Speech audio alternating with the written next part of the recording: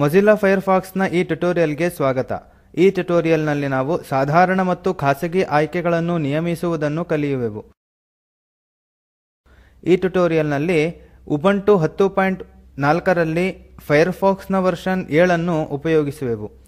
Mozilla ಫೈರ್ಫಾಕ್ಸ್ನ ಒಳಗಿರುವ ಆಯ್ಕೆಗಳು ನಮಗೆ ಪುನರಾವರ್ತಿಸುವ ಕಾರ್ಯಗಳನ್ನು ಸುಲಭವಾಗಿ ಮಾಡಲು ಅನುಮತಿಸುತ್ತದೆ. ವಿಂಡೋಸ್ನ ಬಳಕೆದಾರರಿಗೆ ಈ ವೈಶಿಷ್ಟ್ಯವನ್ನು ಆಪ್ಷನ್ಸ್ ಎಂದು ಕರೆಯುತ್ತಾರೆ. ಉದಾಹರಣೆಗೆ, ನಮ್ಮ ಇಮೇಲ್ ಲಾಗಿನ್ ಪೇಜ್ ಅನ್ನು ನಮ್ಮ ಮುಖಪುಟವನ್ನಾಗಿ ನಿಯಮಿಸಬೇಕು. ಅದಕ್ಕೆ ನಾವು ಕ್ರಮವಾಗಿ ಎಡಿಟ್ ಮತ್ತು ಪ್ರಿಫರೆನ್ಸಸ್ ನ ಮೇಲೆ ಒತ್ತೋಣ. ವಿಂಡೋಸ್ ಬಳಕೆದಾರರು ಟೂಲ್ಸ್ ಮತ್ತು ಆಪ್ಷನ್ಸ್ ಮೇಲೆ ಒತ್ತಬೇಕು. ಪ್ರಿಫರೆನ್ಸಸ್ ಅಥವಾ ಆಪ್ಷನ್ಸ್ ಡೈಲಾಗ್ ಬಾಕ್ಸ್ ತೆರೆಯುತ್ತದೆ. ಡೈಲಾಗ್ ಬಾಕ್ಸ್ ನ ಮೇಲೆ ಅನೇಕ ಟ್ಯಾಬ್ಸ್ ಗಳಿರುತ್ತವೆ.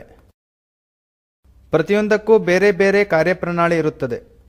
ಜನರಲ್ ಪ್ಯಾನೆಲ್ ಎನ್ನುವುದು ಅತ್ಯಂತ ಸಾಮಾನ್ಯವಾಗಿ ಬಳಸುವ ಸೆಟ್ಟಿಂಗ್ಗಳ ಆಯ್ಕೆಗಳನ್ನು ಒಳಗೊಂಡಿರುತ್ತದೆ. ಅಂದರೆ ಫೈರ್ಫಾಕ್ಸ್ ಮುಖಪುಟವನ್ನು ಸೆಟ್ ಮಾಡುವುದು, ಫೈಲ್ ಡೌನ್ಲೋಡ್ ಲೊಕೇಶನ್ ಸೆಟ್ ಮಾಡುವುದು ಇತ್ಯಾದಿ. ಜಿಮೇಲ್ ಅನ್ನು ನಮ್ಮ ಪೂರ್ವನಿಯೋಜಿತವಾದ ಹೋಮ್ ಪೇಜ್ ಆಗಿ ಮಾಡುವುದು ಹೇಗೆ ಎಂದು ಕಲಿಯೋಣ. ಸ್ಟಾರ್ಟ್ಅಪ್ ಕೆಳಗೆ ವೆನ್ ಫೈರ್ಫಾಕ್ಸ್ ಸ್ಟಾರ್ಟ್ಸ್ ಎಂಬ ಡ್ರಾಪ್ ಡೌನ್ ಮೆನ್ಯುವಿನಲ್ಲಿ ಶೋ ಮೈ ಹೋಮ್ ಪೇಜ್ ಅನ್ನು ಆರಿಸಿ. ಪೂರ್ವನಿಯೋಜಿತವಾಗಿ home page field Mozilla Firefox start page ಗೆ ನಿಯಮಿಸಿರುತ್ತದೆ. ಹೋಮ್ ಪೇಜ್ ಫೀಲ್ಡ್ ನ ಮೇಲೆ ಒತ್ತಿರಿ ಮತ್ತು www.gmail.com ಎಂದು ಟೈಪ್ ಮಾಡಿ. ಕ್ಲೋಸ್ ಬಟನ್ ಮೇಲೆ ಒತ್ತಿರಿ. ಡೈಲಾಗ್ ಬಾಕ್ಸ್ ಮುಚ್ಚಲು ಕ್ಲೋಸ್ ಬಟನ್ ಮೇಲೆ ಒತ್ತಿರಿ. ನಮ್ಮ ಸೆಟ್ಟಿಂಗ್ಸ್ ತಂತಾನೇ ಸೇವ್ ಆಗಿರುತ್ತದೆ. ಈಗ ಈ ಫೈರ್ಫಾಕ್ಸ್ ವಿಂಡೋವನ್ನು ಮುಚ್ಚಿರಿ ಮತ್ತು ಹೊಸ ಫೈರ್ಫಾಕ್ಸ್ ವಿಂಡೋವನ್ನು ತೆಗೆಯಿರಿ. ನೀವು ಗಮನಿಸಿ, ಜಿಮೇಲ್ ನ ಲಾಗಿನ್ ಪೇಜ್ ನಿಮ್ಮ ಹೋಮ್ ಪೇಜ್ ಆಗಿದೆ. ಮುಂದೆ ಮೊಜಿಲ್ಲಾ ಫೈರ್ಫಾಕ್ಸ್ ಡೌನ್ಲೋಡ್ಸ್ ಅನ್ನು ಹೇಗೆ ನಿರ್ವಹಿಸುತ್ತದೆ ಎಂದು ಕಲಿಯೋಣ. ಕ್ರಮವಾಗಿ ಎಡಿಟ್ ಮತ್ತು ಪ್ರಿಫರೆನ್ಸಸ್ ಮೇಲೆ ಒತ್ತಿರಿ. ಯಥಾ ಪ್ರಕಾರ ವಿಂಡೋಸ್ ಬಳಕೆದಾರರು ದಯವಿಟ್ಟು ಕ್ರಮವಾಗಿ ಟೂಲ್ಸ್ ಮತ್ತು ಆಪ್ಷನ್ಸ್ ಮೇಲೆ ಒತ್ತಿರಿ. ಜನರಲ್ ಟ್ಯಾಬ್ ಮೇಲೆ ಒತ್ತಿರಿ. ಡೌನ್ಲೋಡ್ಸ್ ಆಪ್ಷನ್ಸ್ ನಲ್ಲಿರುವ show the downloads window when downloading a file ಎಂಬುವ ಚೆಕ್ ಬಾಕ್ಸ್ ಮೇಲೆ ಗುರುತನ್ನು ಹಾಕಿ. ಈಗ ಸೇವ್ ಫೈಲ್ಸ್ ಟು ಎಂಬ ರೇಡಿಯೋ ಬಟನ್ ಅನ್ನು ಗುರುತಿಸಿ. ಬ್ರೌಸ್ ಬಟನ್ ಅನ್ನು ಒತ್ತಿರಿ ಮತ್ತು ಡಿಫಾಲ್ಟ್ ಫೋಲ್ಡರ್ ಅನ್ನು ಡೆಸ್ಕ್ಟಾಪ್ ಗೆ ಬದಲಿಸಿ. ಡೈಲಾಗ್ ಬಾಕ್ಸ್ ಅನ್ನು ಮುಚ್ಚಲು ಕ್ಲೋಸ್ ಬಟನ್ ಮೇಲೆ ಒತ್ತಿರಿ.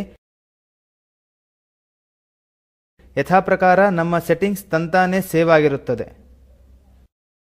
ಬ್ರೌಸರ್ನ ಸರ್ಚ್ ಬಾರ್ ನಲ್ಲಿ ಫ್ಲವರ್ ಎಂದು ಟೈಪ್ ಮಾಡಿ ಮತ್ತು ಬಲಕ್ಕಿರುವ ಭೂತ ಕನ್ನಡಿಯನ್ನು ಒತ್ತಿರಿ. ಹುಡುಕಿದಾಗ ಕಾಣಿಸಿಕೊಂಡ ಮೊದಲ ಫಲಿತಾಂಶದ ಮೇಲೆ ಮೌಸ್ನ ಬಲ ಬಟನ್ ಒತ್ತಿರಿ ಮತ್ತು ಸೇವ್ ಲಿಂಕ್ ಆಸ್ ನ ಮೇಲೆ ಒತ್ತಿರಿ.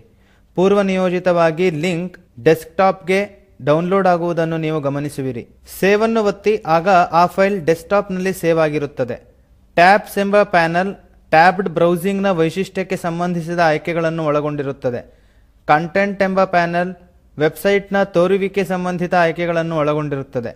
ಅಪ್ಲಿಕೇಶನ್ಸ್ ಎಂಬ ಪ್ಯಾನಲ್ ಮೊಜಿಲ್ಲಾ ಫೈರ್ಫಾಕ್ಸ್ ಎನ್ನುವುದು ಹೇಗೆ ವಿವಿಧ ತರಹದ ಫೈಲ್ಗಳನ್ನು ನಿಯಂತ್ರಿಸಬೇಕೆಂಬುದನ್ನು ನಿಮಗೆ ನಿರ್ಧರಿಸಲು ಬಿಡುತ್ತದೆ. ಇದು PDF ಡಾಕ್ಯುಮೆಂಟ್ ಅಥವಾ ಆಡಿಯೋ ಫೈಲ್ ಆಗಿರಬಹುದು. ಅಸೈನ್ಮೆಂಟ್ ರೂಪದಲ್ಲಿ ಟ್ಯಾಬ್ಸ್ ಮತ್ತು ಆಪ್ಷನ್ಸ್ ಅನ್ನು ಪರಿಶೋಧಿಸಿ. ಪ್ರೈವಸಿ ಎಂಬ ಪ್ಯಾನಲ್ ನಿಮ್ಮ ವೆಬ್ ಪ್ರೈವಸಿ ಸಂಬಂಧಿತ ಆಯ್ಕೆಗಳನ್ನು ಒಳಗೊಂಡಿರುತ್ತದೆ. ಟ್ರ್ಯಾಕಿಂಗ್ ನ ಕೆಳಗೆ tell website I do not want to be tracked ಎಂಬುದಕ್ಕೆ ಗುರುತನ್ನು ಹಾಕೋಣ. ಈ ಆಪ್ಷನ್ ಅನ್ನು ಆಯ್ಕೆ ಮಾಡಿದರೆ ಇದು ವೆಬ್ಸೈಟ್ ನಲ್ಲಿ ನಿಮ್ಮ ಬ್ರೌಸಿಂಗ್ ಚರ್ಯೆಯ ಮಾಹಿತಿಯನ್ನು ದಾಸ್ತಾನು ಮಾಡುವುದನ್ನು ನಿಲ್ಲಿಸುತ್ತದೆ. ಹಿಸ್ಟರಿಯ ಕೆಳಗೆ ಕರ್ಸರ್ ಅನ್ನು ವಿವಿಧ ಆಪ್ಷನ್ ಗಳ ಮೇಲೆ ಡ್ರ್ಯಾಗ್ ಮಾಡಿ. ಫೈರ್ಫಾಕ್ಸ್ ವಿಲ್ ಎಂಬ ಫೀಲ್ಡ್ ನಲ್ಲಿ ನೆವರ್ ರಿಮೆಂಬರ್ ಹಿಸ್ಟರಿ ಎಂಬುದನ್ನು ಆರಿಸಿಕೊಳ್ಳಿ.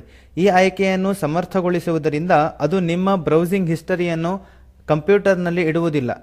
ನಾವು ಕ್ಲಿಯರ್ ಆಲ್ ಕರೆಂಟ್ ಹಿಸ್ಟರಿ ಅನ್ನು ಕ್ಲಿಕ್ ಮಾಡಿದರೆ ಆಗ ನಮ್ಮ ಕಂಪ್ಯೂಟರ್ ನಲ್ಲಿ ಸಂಗ್ರಹವಾದಂತಹ ಎಲ್ಲಾ ಬ್ರೌಸಿಂಗ್ ಹಿಸ್ಟರಿಗಳು ಅಳಿಸಿ ಹೋಗುತ್ತವೆ. When using the location bar suggest ಎಂಬ ಫೀಲ್ಡ್ ನಲ್ಲಿ ಡ್ರಾಪ್ ಡೌನ್ ಅನ್ನು ತೆರೆದು ನಥಿಂಗ್ ಅನ್ನು ಆಯ್ಕೆ ಮಾಡಿ.